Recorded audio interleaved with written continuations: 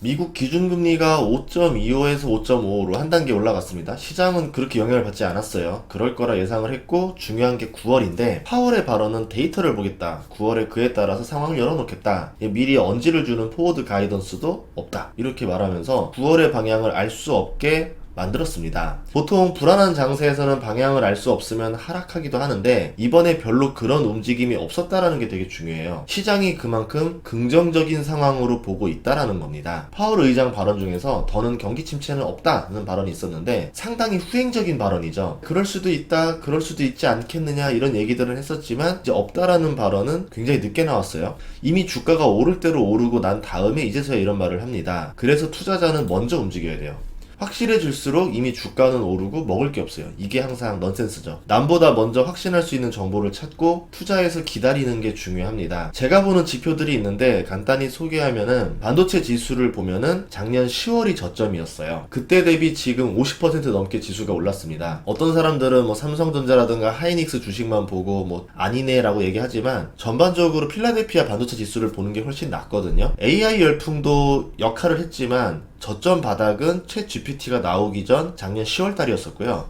AI 열풍이 불었던 건 12월 말부터였다고 볼 수 있습니다. 반도체 같은 경우는 경기 회복이랑 맞물려요. 아직은 반도체 기업의 이익이 눈에 보이진 않죠. 그런데 반도체 기업들 주가는 먼저 올랐을 거예요. 사이클이 짧습니다. 보통 4년이 안 되는 주기로 계속 고점을 찍거든요. 그렇기 때문에 바닥을 찍었다 싶으면 사도 내가 2년 안에 고점을 만날 수 있을 거야. 이렇기 때문에 선투자를 많이 합니다. 그리고 변동폭이 굉장히 커요. 경기가 좋을 때는 가전제품이라던가 내구재, 뭐 스마트폰, PC 등 반도체가 들어가는 제품들을 많이 사는데, 경기가 조금만 어려워지면 안 삽니다. 수요가 굉장히 가변적이죠. 실적이 좋을 때는 돈을 정말 많이 벌어요. 그러니까 주가도 그만큼 큰 폭으로 움직이죠. 반도체 투자하는 사람들은 큰 돈을 벌고 싶어하는 사람들이 많이 들어오는 편입니다. 그래서 실적 바닥이 예상되는 시기보다 조금 더 앞서서, 보통 6개월 정도는 가지고 주가가 먼저 움직여요. 그리고 반도체는 바닥에서 한번 반등하면은 1년 이상 가는 경우가 훨씬 많습니다. 보통 1년에서 2년 사이 상승을 내리 쭉 하는 모습을 보여줘요. 그렇기 때문에 내가 바닥만 잡을 수 있다라고 하면은 반도체 투자가 매력적이야 라고 하는 사람들이 있죠. 반도체를 한번 투자해서 돈 번 사람은 그 다음번 사이클에도 반도체, 그 다음 사이클에도 반도체, 계속 반도체 투자를 하면서 돈을 벌려고 합니다. 여기에다가 새로운 기술 혁명이 들어오면은 기존의 사이클에서 한 번 더 업그레이드가 되죠. 슈퍼 사이클이라 부르는데, 변동폭이 더 많이 오릅니다. AI도 등장했기 때문에 반도체 투자 상승세가 쭉 갔다 볼 수 있고요. 반도체보다 한 박자는 느리지만 광고회사 주가도 선행 지표예요. SNS 원툴인 메타 플랫폼은 광고회사라 볼 수 있죠. 광고 수익이 기업에 대부분 영향을 끼치기 때문에 광고 지표로 쓸만합니다. 저점이 11월이었어요. 한 달에서 두 달 정도 늦었습니다. 88달러에서 주가가 오늘 시간 외까지 합치면은 320달러거든요. 4배 가까이 올랐어요. 메타 실적 발표가 오늘 새벽이었었는데 예상보다 잘 나왔습니다. 그만큼 광고로 기업들이 돈을 많이 썼다라는 얘기예요. 기업들이 경기 회복을 생각하고 있기 때문에 선투자를 하죠. 광고에 돈을 투입했다 볼 수 있고요. 이런 점에서 국내 광고 회사들도 시간이 얼마 안 있으면 회복세가 나타나지 않을까, 이렇게 기대해보고 있는 겁니다. 제가 제일 좋아하는 지표는 유로 달러 지표인데요. 유로 가치가 달러보다 낮아지는 일이 작년 9월, 10월에 있었어요. 이거는 역사상 드문 일이긴 합니다. 어쩌다 한번 와요. 그리고 나서 급반등을 했죠. 유로화 가치가 급반등해서 이제 코로나 이전 수준으로 회복을 했습니다. 증시도 거의 그 수준으로 회복을 했죠. 경기가 더 화랑으로 가려면은 유로가 달러 대비 1.15 정도를 돌파해줘야 돼요. 현재 1.11이기 때문에 이 추세를 잘 지켜볼 필요가 있습니다. 지표들은 파월의 발언보다 먼저 상승을 예상하고 있었다라는 거죠. 물론 연준의 스탠스가 정말 중요하긴 해요. 그리고 미국의 실리콘밸리 은행 파산 같은 이벤트도 있었습니다.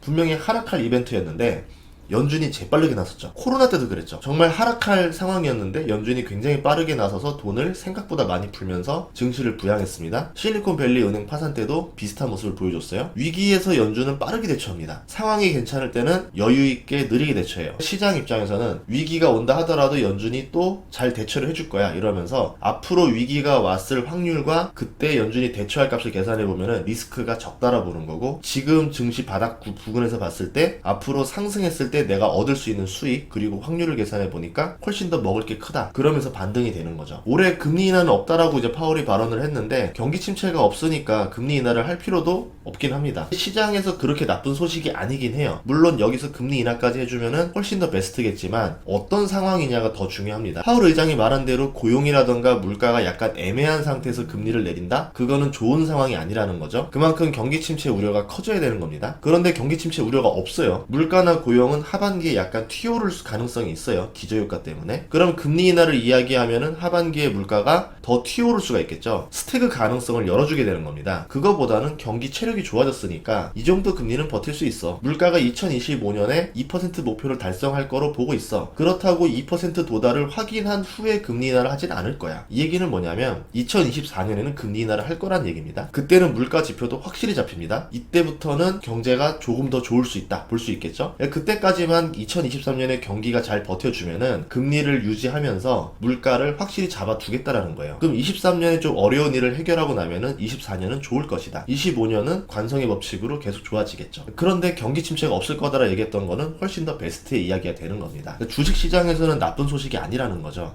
물론 하반기에 물가가 생각보다 많이 오를 수도 있어요. 약간은 튀어오를 겁니다. CPI가. 그리고 유가가 다시 튀어오를 수도 있어요. 지금 79달러거든요. 여기서 더 올라가면 이제 90달러 만나고 100달러 만납니다. 그러면은 물가 상승의 압박을 더 세게 하겠죠. 임금이 너무 빨리 오른다던가 렌트비가 급등하는 상황까지 만나게 되면은 상황은 좀 달라질 수 있겠죠. 하지만 그러지 않는다라고 하면은 지금의 스탠스가 유지될 가능성이 높습니다. 파월도 6월달 CPI 만족했지만 그건 한 달이다. 더 넓은 범위의 추세가 필요하다라 말했다는 거는 8월에 9월에 나올 지표들이 긍정적으로 스탠스를 유지해주면은 금리 인상 추가 없이 쭉 갈 수 있지 않을까, 이런 이야기가 되지 않을까. 미국 증시 중에서 금리에 민감한 나스닥 선물을 보면은 파월 발언 당시에는 출렁였어요. 근데 아침이 되면서 증시가 우상향하고 있습니다. 시장도 좋게 해석을 했다. 이제 우리의 고민은 더 오를 것을 예상하고 투자할 것이냐, 아니면 불안정한 상황에서 못 올랐던 업종들, 바닥을 형성하고 있는 업종들을 지금 사들일 것인가, 이렇게 고민을 해야 되겠죠. 이 고민은 상승장에서 하는 고민인데 투자자가 진짜로 고민해야 되는 타이밍이 지금입니다. 제일 베스트는 아직 안 오른 주도주를 잡는 거겠죠. 10배 오른 거를 상투 잡는 게 아니라 앞으로 10배 오를 주식을 미리 사들이는 전략, 이게 최고 베스트인데 이거는 운도 따라야 되고 노력도 따라야 돼요. 이거는 욕심내지 말고 인생에서 재수 좋게 3번 정도만 만나자, 이 생각으로 돌아가면 될 것 같고, 추세 매매를 하게 되면은 지금 한 3배 5배 오른 주식을 잡는 거예요. 신기하게도 마음이 편안합니다. 왜? 오늘도 오르고 내일도 오르는 게 당장은 눈에 보이니까. 그런데 이게 문제는 그러다가 고점 잡을 가능성이 있어요. 고점 잡고 나면은 회복 불가로 빠지는 경우가 종종 있어서 저는 주로 바닥에서 안 오른 거를 사요. 대신에 이것도 단점이 있는데 포모가 자주 와요. 추세 매매하는 사람들이 나 3배 오른 거 잡아서 5배 먹었다 10배 먹었다 자랑을 하면은 속이 쓰려요. 어쩔 수 없어요. 나도 한국인이라서. 네. 근데 뭐 어떡하겠습니까? 제 투자 방식은 바닥에 있는 걸 잡아서 이게 조금 더 오르거나 아니면은 정말 이게 주도주에 걸려가지고 대박을 내거나 둘 중에 하나 전략을 쓰는 거기 때문에 뭐 저는 그러려니 하고 살고 있죠. 상승장에서 고민은 확실한 것에 베팅을 할 것이냐 아니면 고수익에 베팅할 것이냐, 이 두 개인데 이거는 각자의 영역이고 서로마다 장기가 달라서 언급이 어렵긴 합니다. 뭐가 옳다 아니다도 아니에요. 그냥 결과론적인 이야기에 가깝습니다. 어떤 사람이 상승장에 하이리스크에만 베팅해서 엄청난 돈을 벌었대. 결과적으로 그 사람을 깔 수가 없는 거죠. 반대로 어떤 사람이 바닥에 있는 주식들만 사서 또 돈을 많이 벌었대. 그것도 결과론적인 이야기예요. 못 벌 수도 있는 겁니다. 하지만 이런 건 준비해야 된다 생각을 해요. 투자의 무기를 많이 가지고 있으면 상황에 맞는 무기를 선택할 수 있죠. 지금이 이런 상황이니까 이런 주식을 사면은 이런 결과가 나올 수가 있고, 아니면 지금이 이런 상황이니까 이런 주식을 사는 게 훨씬 더 나은 선택이 될 수 있겠구나. 다양한 전략을 맞춰서 쓸 수가 있어요. 스파르타 강의가 투자 상황에 맞는 다양한 전략을 배우는 과정이에요. 그래서 제가 만든 겁니다. 2기를 모집하고 있으니까 혹시라도 필요하신 분들은 많은 신청 부탁드리고요. 그리고 멤버십도 많이 가입 부탁드립니다. 지금 실제 흘러가는 트렌드가 굉장히 빠르잖아요. 그렇기 때문에 이번 달 그리고 뭐 다음 주 이런 상황에서는 이런 트렌드로 바뀌었으니까 이런 전략을 쓰는 게 좋지 않을까, 이런 것들을 이야기하는 자리거든요. 그러니까 여러분들이 뭐 제 거를 보셔도 되고 책을 봐도 되고 여러분이 스스로 공부하셔도 되고, 지금은 트렌드에 맞게 내가 어떤 전략을 쓸 거냐, 어떤 주식을 선택할 거냐를 깊게 고민하는 시간을 가졌으면 좋겠습니다. 다음 시간에도 좋은 정보로 찾아뵙겠습니다. 구독과 좋아요, 알림 설정 부탁드릴게요. 고맙습니다.